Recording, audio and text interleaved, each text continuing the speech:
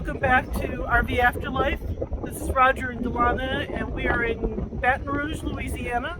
It's pretty windy down here, so I'm not expecting good audio. So we're just going to explore the old Capitol building. We are right now on the Mississippi riverfront, so I'm going to turn the camera around so you can what we're seeing. And walk up and get a look over the Mississippi, and then we're going to head on down to the Capitol building.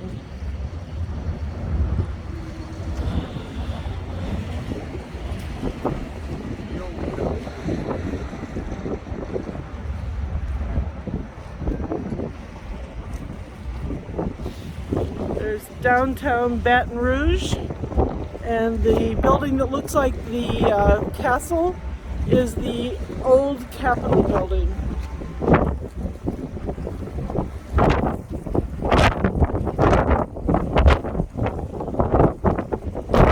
Look at the size of the branches that are stuck up under the bridge. Apparently the Mississippi floods pretty deep. We're going to start our tour of Baton Rouge at the Louisiana's old State House Capitol. As you can see, it's surrounded by this enormous iron fence.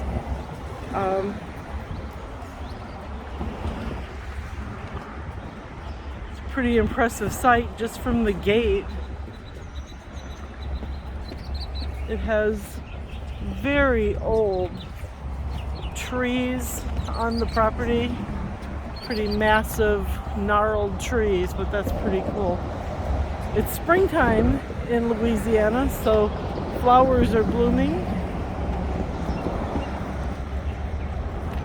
So let's start up those stairs and take a look what's inside. The stairs aren't so bad, but as you can see, the lion needed a nap when he got to the top. Okay, so here we go. The entrance to the State Capitol Museum has this grand staircase.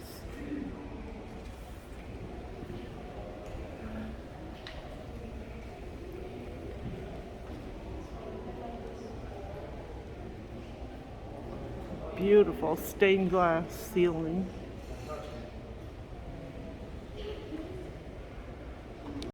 This guy stands about 6'5", and he was originally on top of a monument that was outside, that was erected in 1886.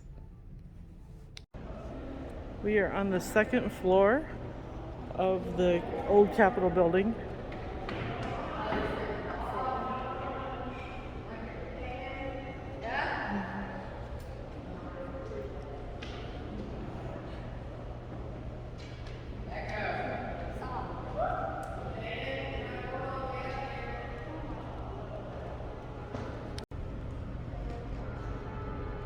Not sure what this was. Roger says it looks like it could have been a chapel of some sort. The first Confederate flag that flew over the Capitol in 1861. Can you tell me where the restrooms? This is the Louisiana Memorial Plaza, which is home of the USS Kidd Museum. It's very loud in here because of the flags whipping in the air, but this is the inside of the memorial. And there are names on the walls all the way back from the Mexican War through the War on Terrorism.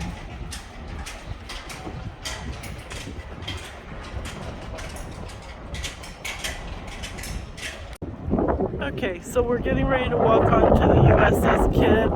It's a Purple Heart ship, and I am betting it's going to be too windy to hear me, but here we go.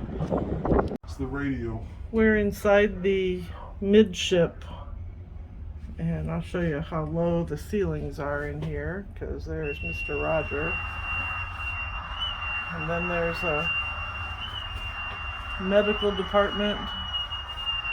Is this the emergency radio? Yeah. The radio room.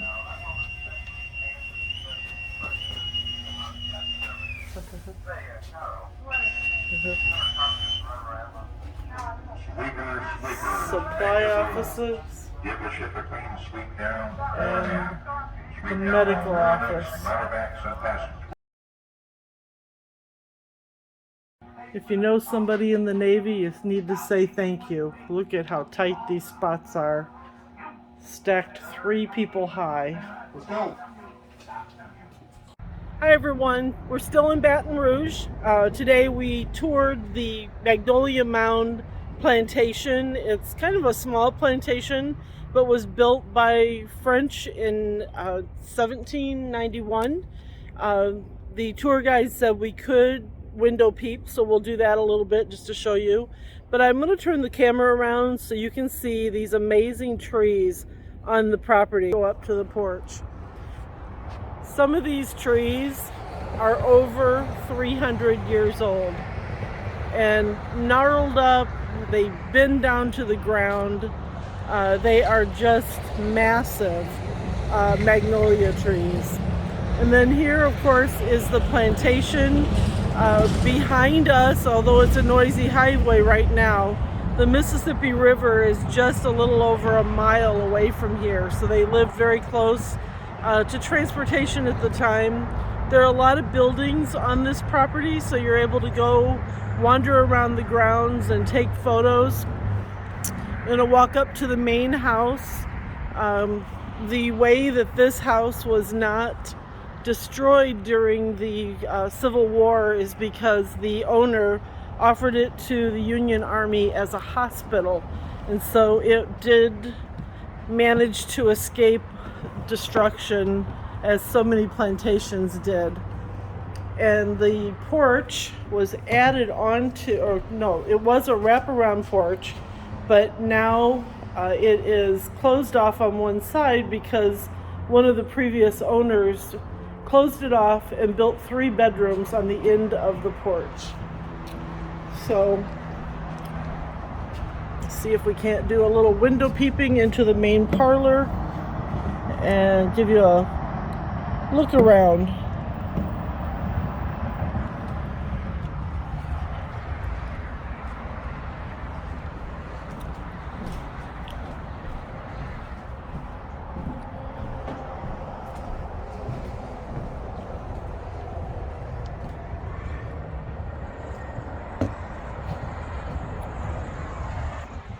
Okay, so that's kind of it for Magnolia Mound. There is a lot to see here. It's only $10 to tour the property, and most definitely worth the money. If you're a vet, it's Oh, that's right. If you're a veteran, it's $8, and they gave us both the veterans discount. So we'll see you from another location in Baton Rouge.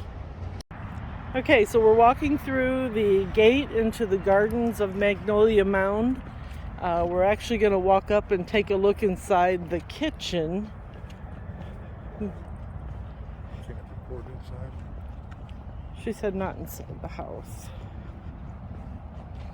Okay, so we will do. So this is the well-appointed kitchen of the plantation.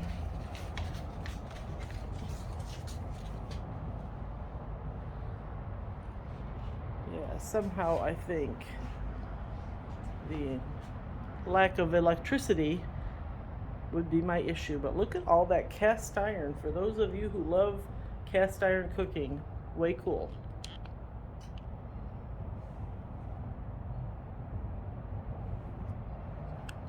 This is the overseer's quarters.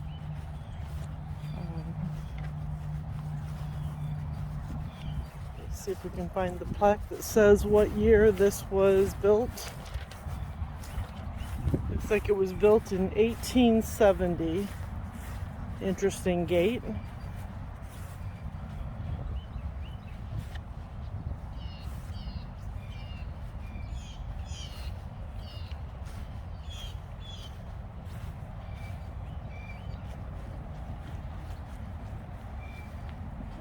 Looks like you can look in, but the doors are probably locked.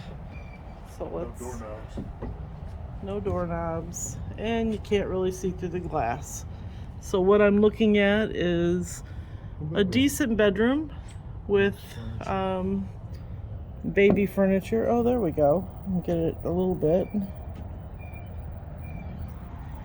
And then over on this side, we have a dining and living room area. Actually pretty nice. I can't get over the trees in this place, how the limbs are just allowed to grow all the way to the ground. Man, my dad would have a field day here. Okay, so we have found the family privy. Roger's going to open the door and take a look inside. Ah, look at there. It's a 3-seater. The family that goes together stays together. We are on the campus of Louisiana State University. Across from their Tiger Stadium is a $3.7 million habitat for their mascot, Mike. Get a picture of the Okay, so Mike the First was from 1936. They are currently on Mike the 7th. He was brought here in 2017, but he has a gorgeous habitat, but he's nowhere to be found. Looks like the closest thing we're going to see to a tiger today is the statue of one. This is the Pete Maravich Assembly Center on the campus of LSU, a tribute to Pistol Pete. Hi everyone, we're going to finish our time in Baton Rouge by just having a little dinner in our RV. Although this is a traditional New Orleans, Louisiana dish, it's called Crawfish Etouffee. I don't know if you can get a good view of that.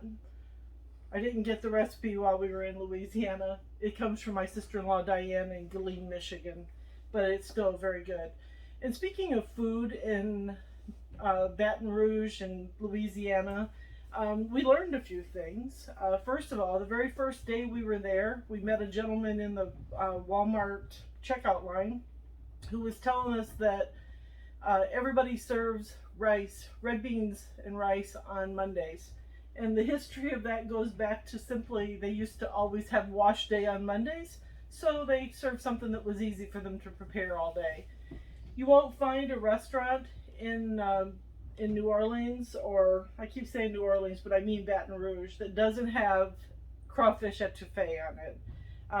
We also were told about their hot sauce. Well, it turns out Tony's is not really a hot sauce.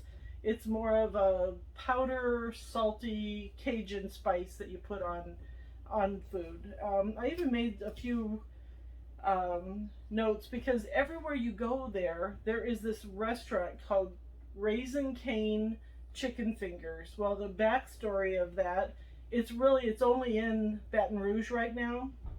But a young guy by the name of Todd Graves, in college, he got poor grades on a business idea to start a restaurant that was just about chicken fingers.